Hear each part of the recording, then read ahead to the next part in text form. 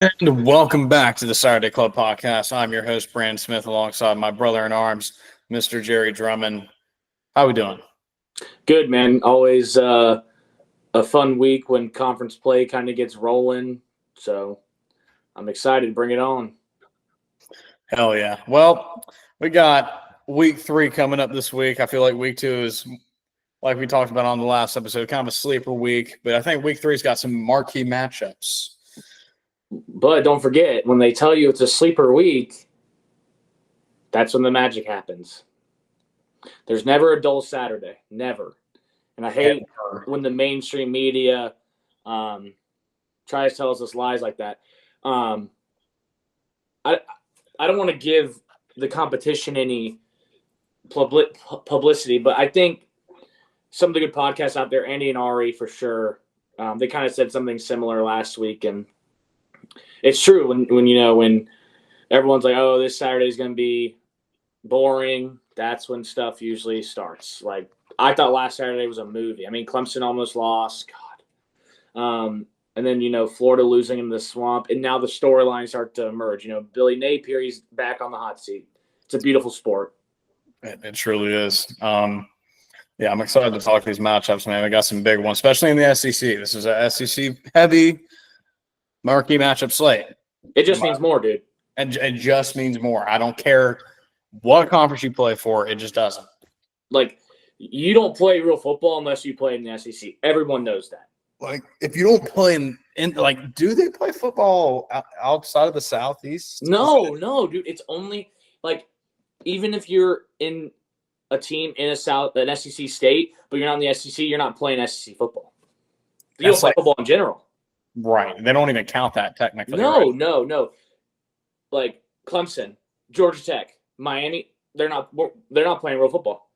Yeah, I mean, technically, I've never seen a football game of theirs because they don't play it. So No, I've never even I don't even deserve to watch SEC football. As a fan, I don't deserve that. It's truly amazing. Let's kind of dive right into it. Is that yeah, cool? Sure. That's okay with me. Okay. First up, not an SEC game. Oh. 12 o'clock. We got Georgia Tech, Clemson. We're gonna jump into it. What do you have off of last game? How are we feeling going into this one? Well, like I said, towards the back end of the pod on Sunday, Dabo Sweeney offensive teams, his offense usually takes a little bit to get going. I'm hoping this is the week. I think in 2018, granted, much different team, Georgia Tech was kind of the team where they had to suffer. Trevor Lawrence became the full-time starter after that game and kind of put on a show. I'm not saying Cade Klubnik's anywhere near Trevor Lawrence. I just think usually that was the biggest game on the schedule up to that point outside of the A&M game. I think this is where that Clemson offense gets going. I really hope I'm right. There's just too much talent on offense to struggle against the Sun Belt team like Troy. And I get the LSU game, but there are still so many opportunities that were just missed. So I'm hoping this is the week it all gets put together because it's not a talent issue. It's literally an execution issue. 100%. What is something that you want to see cleaned up from last week? What is something you're going to key in on? Getting Klubnik in a rhythm early. I think that's when Clemson, last 2 years before this year when Klubnik was the full-time starter, it's like if you can get him going early and he kind of builds confidence, obviously, like any quarterback, he starts feeling or getting a rhythm. He's much more comfortable. I think back to the Syracuse game in 23, we got off to a hot start. Clemson got off to a hot start, getting Tyler Brown involved. I want to see maybe a 6-yard out to start the game, and then a little mesh route, a little drag route to start. Just get Cade in a rhythm early, let him feel comfortable, and then I thought Randall ran the ball really well last week. I think that'll continue. And then the offensive line, they're kind of plugging and playing at certain positions. I don't know. I think Sadler probably will still be the tackle. I don't know the status on Lee. And then Walker Parks has only got 9 snaps last week, so I think Elijah Thurman will be at that right guard spot. I like the offensive line makeup, but to me, it's going to be all in the defense to kind of force some turnovers. They've done a good job doing that, but it's going to be a tough offense to stop. I mean, they can beat you a lot of different ways. Absolutely. I saw a couple videos on Twitter. I forget who posted them. It's this guy who does like the film breakdowns. He was I going think I know what you're talking about. Yeah. O-line and kind of like some of the assignment mishaps that were on this past Saturday. It wasn't necessarily like, oh, this player can't do that. It was more so just like, okay, this guy missed this assignment on this one. He didn't get his reach block, whatever it may be.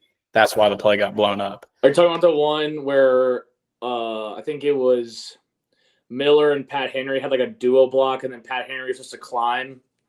He was supposed to get like the linebacker or something. Yeah, he's supposed to climb up to the backer. Yeah, but that's exactly what I'm talking about. It's like it's an execution thing, and I'd much rather have that issue than like, oh, well, this guy just can't play. Right, and if that, I mean, the dude knows football, but if he's identifying that, then Matt Luke's going to be able to identify that as well. That should be some stuff that will get cleaned up. So that's obviously encouraging to know that it's not all player problems. I'm excited to see. I mean, if you're Georgia Tech, you want to play this game early in the season just because we know what their offense is like. Let's give Haynes King the ball 35 times. So I think that is the one advantage for Georgia Tech that is in their favor is that, okay, hey, this is the game you get to – you're going all out. You're letting him and Jamal Haynes – I mean, what do you send the over-under for carries for both of them at? 30. 30 total? If you're Brent Key, Georgia Tech grad, I respect him a lot. I think you can win a lot of games on your schedule with Philo at quarterback, but you gotta run King into the ground. I hate saying that, but you have to. Like, there's no excuse. That's their offense. I mean, they can make plays through the air. I like. I think it's Singleton is still there. He didn't. The other who was Rivers. Who? Rivers is their little like. Rivers can play. Singleton transferred out. Yeah, he's an Yeah, so I like him. He's good, but they don't have a bunch of threats out wide, which against a defense like Clemson when they're rolling on all cylinders, that's going to be tough. I think that's an advantage for Clemson. I'm excited for this game. I think it's going to be two teams that play physical football. I think it's going to be a good game. I think Georgia Tech does a good job of stretching defenses horizontally, which you don't really see anymore. Jet sweeps, a lot of eye candy. I was rewatching the Georgia Tech Colorado game, all 22. Yeah, we have all 22, whatever. It's a lot of eye candy, like double motions. They'll hand the ball off to Rivers like they did like a flip counter.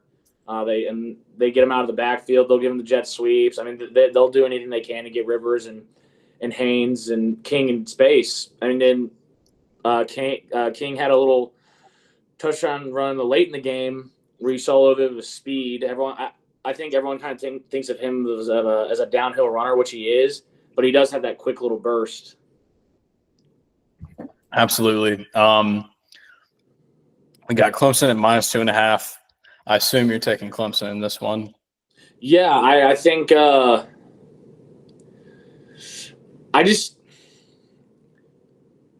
Allen plays a lot of man, and I think in this game especially, you got to load the box, like 6 or 7 guys in the box, and then you got to win your matchup outside. If Clemson can limit those big plays in the passing game, I think it's going to be a tough time for Georgia Tech to move the ball consistently on the ground. So I'll go with Clemson 21-17. I think it's going to be a close one. Is Antonio Williams playing? Do you know? We will know tomorrow. That's one stuff. I'm going to go with Clemson -2.5. I think, like you said, it's going to be a close game. I'm going to go like 2017 in that ballpark. I think it's going to be physical. It's going to be a good ACC showing. I'm excited. Any other thoughts on this one? No, I don't want to get myself too stressed out about it. But it is remarkable what Brent Key has done at Georgia Tech, considering Jeff Collins had that place in shambles after Paul Johnson. So props to him. I mean, that they look like the old Georgia Tech. They basically run a triple option offense. So impressive what he's been able to do. 100%. All right, let's go on to the next matchup. We have got the Georgia Bulldogs going into Neyland, where they've dominated the last, I don't know, was that the Hail Mary, Josh Dobbs? When was that? 2016? That was 2016. So yeah, it's been quite a run. Kirby's first year. Been quite a run for the Dogs. Do we think that run continues on Saturday? I think they got a better chance with Joey Aguilar than they would with Nico. I don't know, dude. I got to lean Georgia on this one. I think beginning of the week you would ask me, I probably would have picked Tennessee, but they got to get Thomas and Bishop going on the ground, and that's hard to do against the Georgia front. Georgia's kind of been the kryptonite to this veer and shoot offense. Granted, Heupel runs the heck out of the ball, so I wouldn't say he's like that, the true veer and shoot. I mean, they're pretty physical up front. I think David Sanders making his first career start on Saturday. Really? Against Georgia. Yeah, it's going to be tough. That's a tough one. that is not ideal. But if Tennessee hits a couple big plays in the passing game early, I think they got a chance. Maybe like a Mike Matthews, or I think Mike Matthews is kind of due. I mean, he's been there, this is his sophomore year? I believe so, yeah. I want to say he's class 24. If they can hit a couple big plays in the passing game, that's what's been missing from Tennessee. I mean, last year it was all Dylan Sampson. They had obviously a very elite defense, but you're not going to beat Georgia at their own game running between the tackles. So, 100%. I'll lean with the Bulldogs. I have seen some of the new stuff Heupel's doing in the screen game.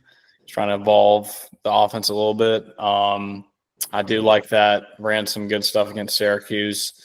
I just question. I mean, they look great against two not so great teams. You're going up. Everyone wants to talk about, Georgia looked lethargic against Austin Peay. It's like we've seen this story before. Georgia knows when to turn it up for big time games. I mean, Kirby has proven that he, is able to get that out of his guys. I know Tennessee's been, quite a trendy pick this week to get an upset, but until they actually do it, I'm going to go with the team that's owned them the last decade. I'll ride with Georgia on this one. I'll take the points. I think it is an interesting game, though. I'm curious to see how that Georgia offense looks as well. I know they've looked kind of not clicking on all cylinders, so we'll see if they get Gunnar Stockton, rolling with some easy passes to start the game and see how that goes. But yeah, I would get Branch involved early and often, and then Colby Young, and then kind of let Nate Frazier just kind of take over. Sorry, I was looking over the Georgia schedule in 2022. I just remember that game pretty vividly. I think we were in South Bend for that.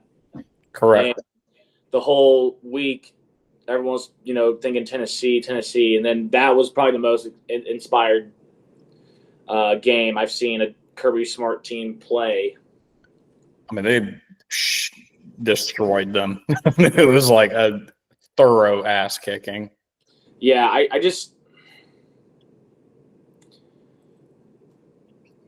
don't know if it's going to be like a 22 Alabama situation with Tennessee. I don't know. When you look at it across the board, like where does Tennessee have? I think you could say maybe quarterback is their only advantage. Yeah. And maybe. by a little bit. I mean, like it's not a big margin. I would take Georgia's all their other position units. I mean, I don't think that's crazy to say.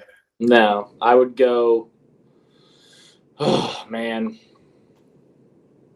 no, I'll stick. I think it'll be like. I think it'll be lower scoring too. I don't really see a whole lot of offense in this game either.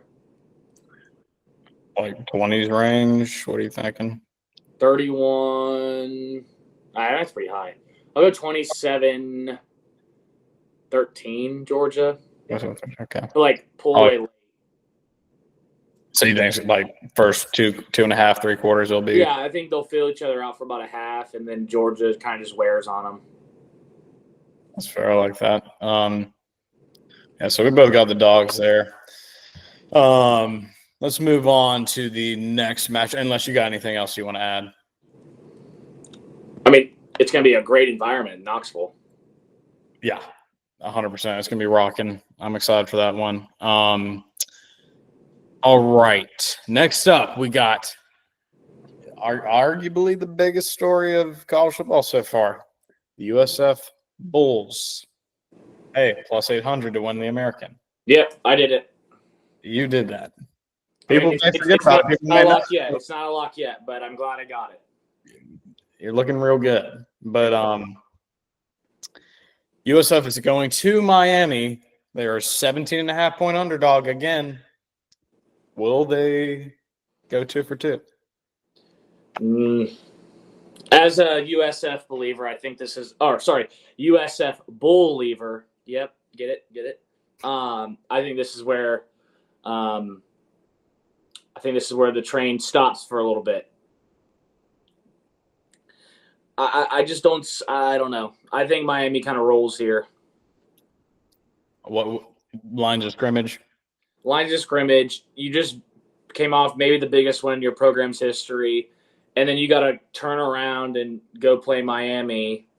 And it's nothing against USF. I just don't think you're going to catch Miami sleepwalking into this one. And I like Miami's offense a lot and defense probably a lot more than I like Florida's, both their units. I think Malachi Toney's going to play really well. I mean, we saw that against Notre Dame. Ruben Bain was a problem. And I like Beck. I think Beck has full control of that offense. It's pretty impressive to watch. So I'm going to go Miami big here. I hate doing that, but I just think it's a tough spot. Like every fiber in my being wants to take USF plus the points. Like, I don't know. It's just like there's something magical about the Bulls. There is. Trust me. I'm a believer, but it's just you football is an emotional game, right? You come off the biggest high your program's probably ever had, ever. And then you got to go right back to go playing a Power 5 team that's leagues above you talent-wise.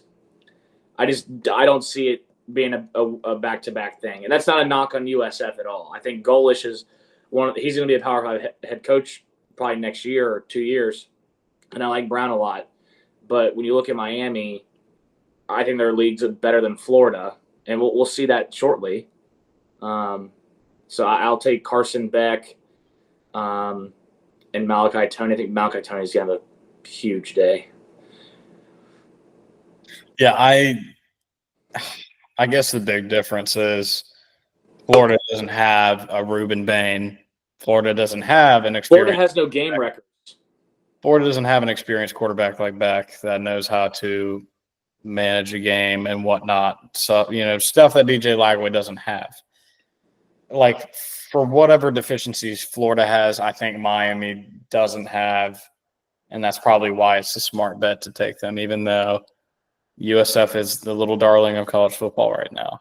I think it's an intriguing game. I mean, like, I don't know do you see them blowing them out like straight out the gate? Like No. I just think it's a similar situation to what we just talked about with Georgia and Tennessee.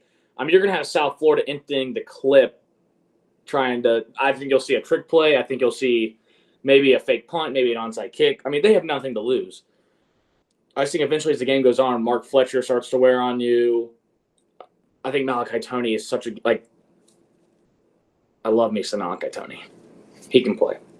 And then Bain's a problem. Like, I just think it's too much. I think it's going to be too much. And I'd love to be wrong. I would too. I think it'd be awesome. I think I might have to roll with you on the Miami minus 17.5, even though it pains me to do it. But any other thoughts on this one? You got something that? I'm good. All right. Well, our next matchup, we got the Wounded Gators going into Tiger Stadium to take on LSU. This one was circled. Obviously, what happened last week, this game has gone down the pecking order a little bit. Do we think Florida can hang? Is this a game where we're kind of sleeping on the Gators after what happened, and we shouldn't be? Can Billy right the ship? I think he rights the ship. I don't think they win. If that makes any sense. I think they hang in there. What's the line at right now? Stand by. LSU minus 7.5. Oh. If it was 6.5, would you take it? I probably would still take 7.5. All this hype about Lagway, I get it. It's been 2 games this year. It's just something's not there. And I don't know if it's Billy's not helping him out with the play calling. I thought they abandoned the run game in that final drive way too early. And then we just saw an LSU defense in person that was leagues better than we thought it would be. I just think LSU is going to be too much. And even if Florida didn't lose last week, I probably would still roll with LSU. I am a little worried about. I think the center got hurt. Yeah, he got hurt like very first play. I think they said he's probable for the game, so that's something to look out for. Obviously, I think I saw some clips on the Twitter of DJ Chester kind of getting blown off the ball by Louisiana Tech. So, I don't know. We'll see. Maybe Florida has an advantage on that side of the ball with some injuries. And but I don't know, man. Playing at Tiger Stadium at night, like Lagway didn't look great at home. Is he going to look better on the road? Especially against those 2 corners. Right. I think I'm leaning LSU here too. I think another one of those last week was kind of you're stuck in a middle place there. I think they'll be ramped up for this one. I'll take the Tigers minus 7.5. Our agreement on that one? Yeah, we got to start disagreeing at some point. Yeah, this is getting frightening. I don't know how I like this, but any other thoughts on that one, or are we good to move on? I mean, I hope it's a good game. I think it's good for college football when Florida's good, and I hope – God, it'd be funny if Napier beat Brian Kelly. I feel like that'd be the most Florida thing. Like, okay, let's that's what I'm saying. Like, I wouldn't be surprised if Florida went in there and played their game of the year and somehow beat LSU. And LSU's good, but we're not talking about 2019 LSU. They're hardly from invincible. I mean, I know it's a letdown game versus Louisiana Tech, but they didn't look all that great. So, I mean, who knows? Florida could turn it up. This is Billy fighting for his job. Like, you got to think he's going to try and pull out all the stops. Like, this is his career here we're talking about. Like, I don't know if people are, I don't know. Maybe that's extra motivation. Who knows? I don't know. I guess if I was Billy Napier, I would have a similar game plan of what I described with Klubnik. Get Lagway going early. Like, just get him calmed down. Like, too many times in these these big games, you see the road team, like, running the ball to try to get the quarterback in a rhythm. No. Couple completions, get his confidence up, and as the game goes on, he'll make big plays. I'm still leaning LSU, but that's what I would do if I was Napier. Obviously, I'm not coaching, but that's what I would do. He doesn't have to be Superman. They got weapons. They got Vernell Brown. They got Michael Servant. They got Eugene Wilson. It's not like they don't. It's like a shortage of players. They got good players. They just need to get them the ball, and he doesn't have to be a hero. You know what I mean? Like, I feel like he still has that. Oh, you know, I'm a 5-star guy. You know, they brought me in to save the program. Like, I got to do everything. Like, you don't have to do everything. You just need to play within the system. You play at Florida. You don't play at Virginia Tech. No, you don't have to be Kyron Jones. You don't have to, you know, take over the game. They're not asking you to do that. They got the players. I like Jaden Ball too. He's a really good running back. But they don't even. They didn't run on the final drive. I would feed Ball and then see what happens. I mean, just play within the system, man. Take what the defense gives you. They're good enough to just hang with LSU. They got the just talent. make it a game in the fourth quarter. Anything can happen. Seriously, I mean, I'm taking LSU right now, but I would not be shocked if Florida won. No, I wouldn't either. I know that may sound crazy, but it just means more. Yeah, I mean, this is like you're blessed to be able to watch this game. And if you don't think so, you're ungrateful and you hate this country and you hate college football. Like the SEC, we should thank the SEC every weekend for allowing us to watch their beloved product on ESPN, which they need to get back to 3:30 slot. These big SEC games at night, they're cool, but the 3:30 slot is awesome. It's just this nostalgia, dude. Like, I miss the SEC on CBS. I do too. It's just it's not. I don't like it on ESPN.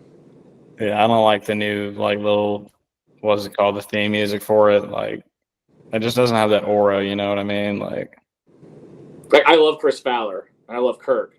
Daddy. Well, not as much as I used to. I love Chris Fowler though. But like Brad Nessler, Vern Lundquist, like that's SEC football. Now that it means more when it comes to them too. I like Chris Fowler, but I think Vern Lundquist is like from the South. I think Nessler, he's got a little twang to him. Chris Fowler's from Colorado, no disrespect. But this is a Southern man's game. Like Florida LSU, dude, it's a heated rivalry. They hate each other. They don't like each other one bit. It's in Tigers. It's beautiful. It's a beautiful thing, and I just want it to be portrayed in how it should be. You know what I mean? Yeah, we're in lockstep there. We're just in unison about everything. This is not good. I don't like this one bit. But let's go on from that one. I feel like we covered that game pretty well. Let's go on to another intriguing matchup. This one not in the South. This one is in where's Notre Dame in? Indiana.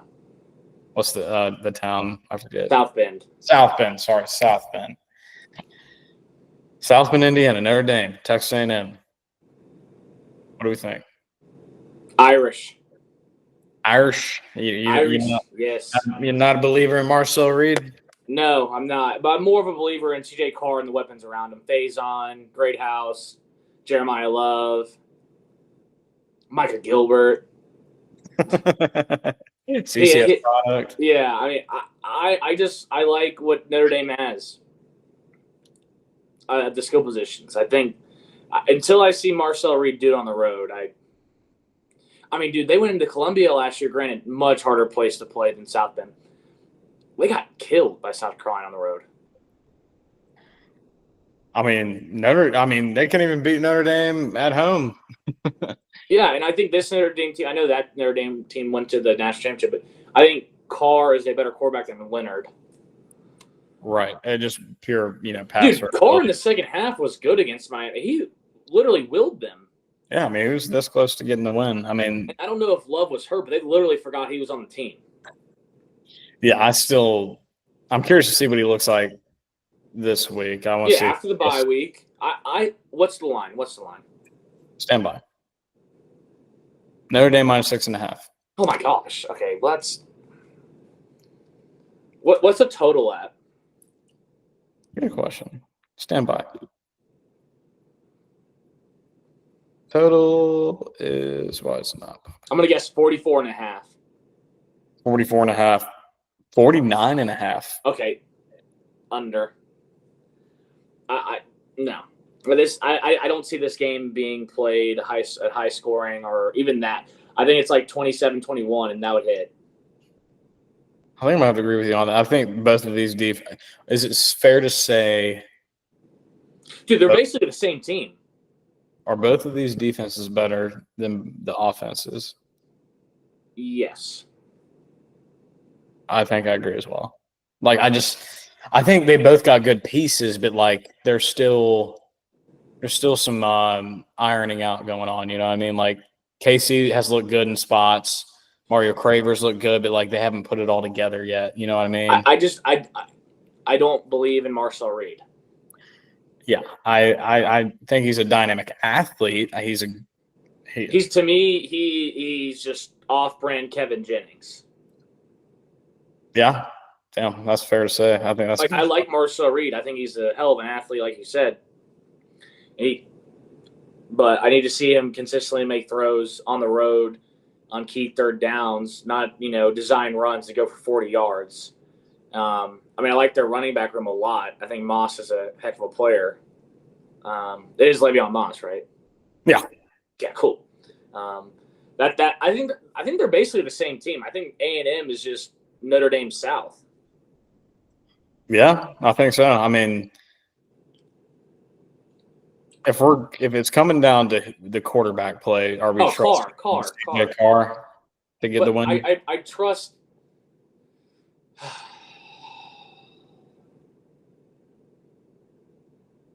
Is Denbrock's the OC at Notre Dame? I trust him more than I trust Colin Klein. I think Denbrock's more adaptable to I don't even know how to phrase this. Like his in-game adjustments, I think, are better than Klein. I think Klein, he's so used to that Kansas State style, like, oh, we're just going to lean on you all game. Like, I don't think that translates very well when you're playing a Notre Dame defense that had moments against Miami. I just want to see them be more dynamic in the passing game before I believe in A&M. Right. Yeah, I think Notre Dame matches up well with that offense too. I like their secondary against Texas A&M's receiver. I like we're saying, we don't really trust Marcel Reed's arm ability enough for them to win that football game. I think I'm leaning Notre Dame minus the points. I don't know about you. Is this one we're going to be differing on? Well, after I just so emphatically was very high on Notre Dame, I don't know how I can pick A&M, so I guess I'll take Notre Dame as well. All right, so we're in unison on that one. Under? Under for sure. Under, yeah, I like the under too. I love unders, and I know, I'm not fun, but when an under hits, it is the best feeling. I mean, it literally it's hit for the entire game until it's not. You know what I mean? Like you have it until you like. The fact that you can have it the entire game is crazy. Yeah, the under is sick. Is it slept on?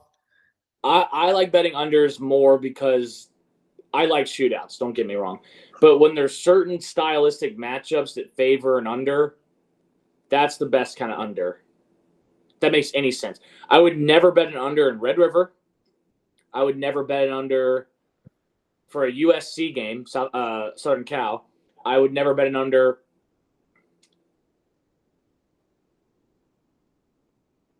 There's scenarios where you don't bet unders. But you're saying like when a service academy plays each other. Sure. If a playoff game, do not bet unders in playoff games. On turf, do not do that. No. I'm just saying it's cool to see two defenses just play physical football. I love defense. I've grown to appreciate defense. Yeah, thank God. It's about time. In high school, it's like, oh, offense. Like, cool. The game is won in the trenches. Like just seeing I'm telling you, dude. Defensive line play. Yes, good defensive line play changes your life. Like just seeing, I remember seeing in the LSU game, Pee-Woo just like. Yeah, he's violent. just the violence. But you also got to remember, I grew up with like Christian Wilkins, Dexter Lawrence. So like like those are two of the best interior linemen I've ever seen. Like at the college level. And Dexter at the pro level is pretty good. Christian's still trying to figure it out. But that was my childhood or teen years, was watching those two guys dominate at a nose guard and a 3-tech. And I'm like, this is awesome. You were blessed. Yes. I just think in certain games, like the under, I love it. I love it. Like Oklahoma, Michigan. That was an under all day for me. Yeah, no, just seeing the defenses like that play up to their ability, and when you know it should be how the game goes, it is satisfying to see. It's like, it's great because in shootouts sometimes, granted, sometimes the offense is just better that day, but most of it's because of defensive busts. And I hate seeing that. I hate it. It drives me insane. I mean, film session the next day, someone's knocking. Someone's dead. But I like defense. To me, when there's a shootout, it's easier to manage the game because it's like, all right, we're going to get the ball back. Defensive battles, every possession matters more because you don't know when you're going to get the ball next. No, I mean, it just magnifies each possession more. Right. I mean, you have somebody go down and kick a field goal. It's like, we got to we got to keep getting stops. You know what I mean? Like, I never thought about it. Like, that's a good way to think. I like that. It just magnifies the game more. Yeah, that's beautifully put. Thank you. Well, and you get to see who really is the best game manager coaching wise. Like, you see a lot more coaching decisions that like you're like, oh wow, that was really smart. And in shootouts, it's like, all right, we're gonna go score. It's just a matter of how quickly. Just need to get one stop. You know what I mean?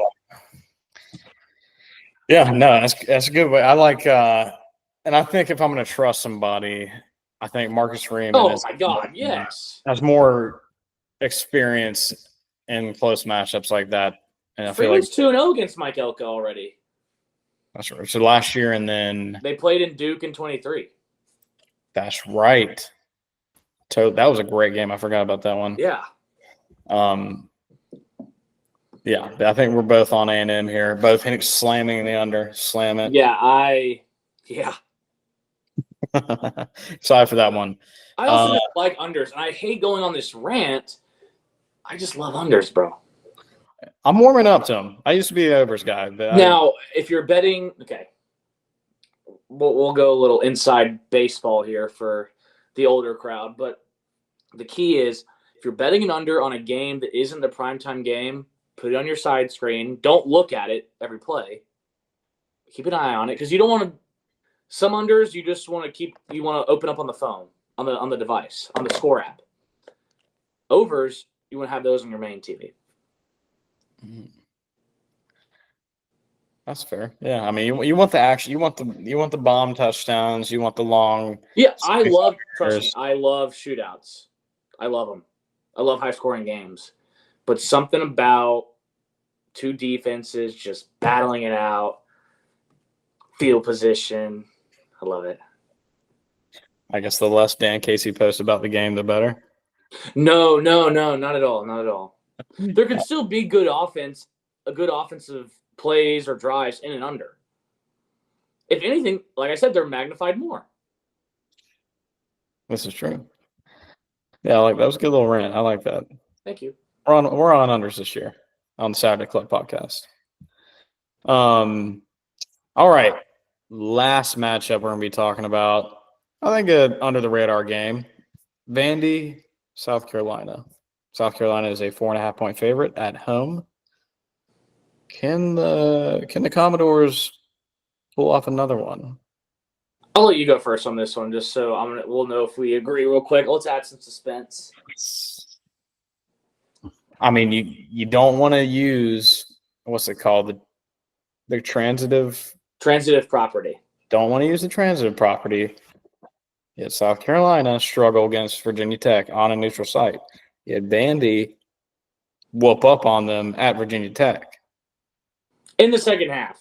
In the second half, granted, but Vanderbilt looked like the more impressive team. I am having some doubts about South Carolina's offense and as a whole. I do love Lenore Sellers. He's a great athlete, great playmaker.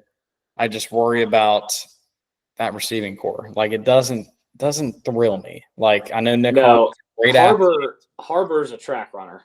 It makes me cringe when I see him try to catch the football. He's not a natural catcher.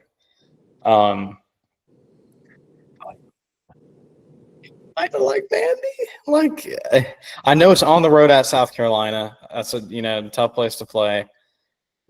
I think it's gonna be a close game. Like at least I think that's gonna be a close game. Am I wrong? Am I crazy? I'm gonna go with South Carolina on this one. South Carolina big? No. What's the total? Stand by. All right, total is 49.5. Ooh. Oh God. Oh, this one's late. I like that. I like that a lot. Whew.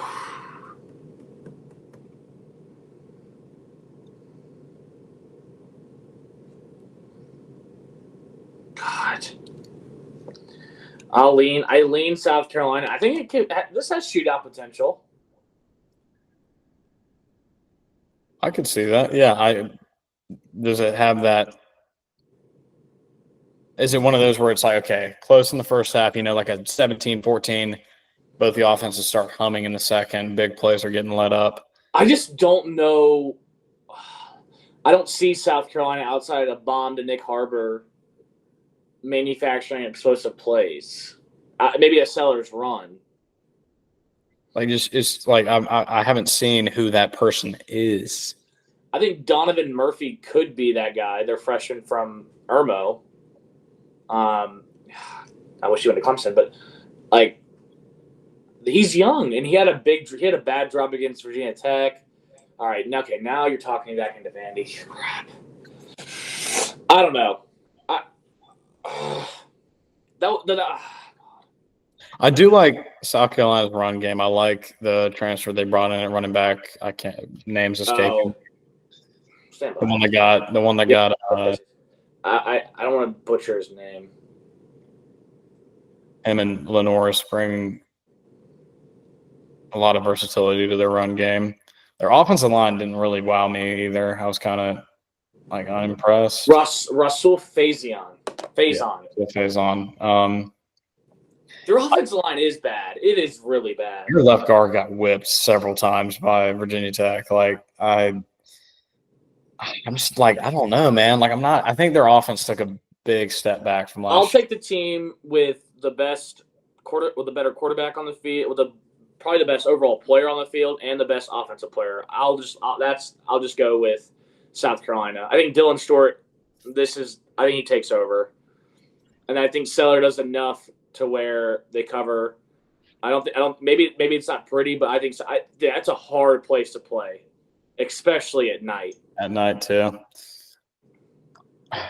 And this is the most pressure Beamer's ever had at South Carolina. He's on the hot seat, but expectations are like playoff. Like that place is going to be rocking. This is true. I don't know why. I just have a gut feeling Vandy's going to pull off some magic. Dude, no one wants to see South Carolina lose more than me. But I'm kind of sick of this Vandy propaganda train rolling. I hate it. I don't like it. I think they're doing it the wrong way. Pavia's a great quarterback. No, he's good. He's a good football player. He's a grinder. He's gritty. But you don't say the things he's been saying. What did you say? Something about South Carolina? No, just in general. Like, I came back to win a national championship. I think Vandy's building in the right direction. Like, I could see them being a Missouri. Yeah. But you just don't say stuff like that. You don't say we're going to beat Alabama again. You don't say, like, I'll take the best player on the field in Dylan Stewart, and I'll take Lenoris Sellers. And I think Nick Harbor gets loose for a big play. I think I might differ on you on this one. Okay, cool. Thank you. I know you would like to see my bet end up working. Dude, I'm indifferent. I'm like so chill. That's right. Yeah, I'm gonna go Vandy on this one plus the points. If South Carolina had a true dominant receiver, like you said, I think they had to manufacture it for Nick Harbor. You know what I mean? Like they just have to be like, okay, you outrun everybody and hopefully he catches it. You know, his route tree is kind of limited. Like it's a go route, it's a post or a screen. Right. I just don't love that offense. I think Vandy will be able to hang around and potentially win it in the end. I'll take them plus the points. Did you have a play on the over-under? Are you going to go against your under? Your under philosophy? I mean, but is this a matchup where we're expecting points? Okay, the last week, yeah, they kind of ran it up at the end against Virginia Tech. Like, I think it was 20-10 at halftime. If I were to bet, I'm expecting more points than it being like a defensive slugfest. Like I could see. But it could be an under where the offenses just are out of sync, and that's a terrible under to watch. That's not fun. That is not a fun under. I don't know. Like this is a game. I feel like there's a lot of different outcomes that could happen. Like I haven't really seen a whole lot of Vandy, and South Carolina didn't show me a lot versus Tech. Like I'm more comfortable taking South Carolina in the points than I am picking a total. That's fair. But any other thoughts on this one? No, but it pains me, the Clemson grad that I am, to give compliments to the rival school, but that place is a tough place to play. I mean, yeah. Oh, no, 100%. I will be posting. I'm going to make sure to post a video this week on the Backyard Brawl. We will do a separate video about that. Any other games that are catching your eye that you want to talk about, maybe? Well, if Alabama didn't lose week 1, I'd probably go Alabama, Wisconsin, but I think Alabama's going to roll. Yeah, that's fair. I'm not super high on Wisconsin either. Yeah, I don't know. I feel like the games we win are definitely by far the best matchups. But yeah, no, I'm excited for this week. This is really good. This is fun. I'm excited for those the SEC matchups. I think we're going to learn a lot about those top teams in the SEC, especially Georgia, LSU, and A&M. I am curious to see what the storylines are coming out of that. How hot the seat gets at Florida. You know, if they get dog walked, is it like fire him now? Like, I am curious to see how that's going to look. But yeah, there's some great content for this week. It's going to be a good weekend of football. No, Sunday will be a movie when we get on the pod. Absolutely. Well, anything else you want to talk about, sir? Just stay tuned to socials. We'll do a better job of posting on Saturday. I know it's tough for everyone, but I like what we did last week. We've got 2 videos out. I think we'll do a lot more like overview videos this week because this week's loaded. Last week, obviously, we were more focused on our own teams. But I think this week it's going to be awesome. Like, I'm really excited. 100%.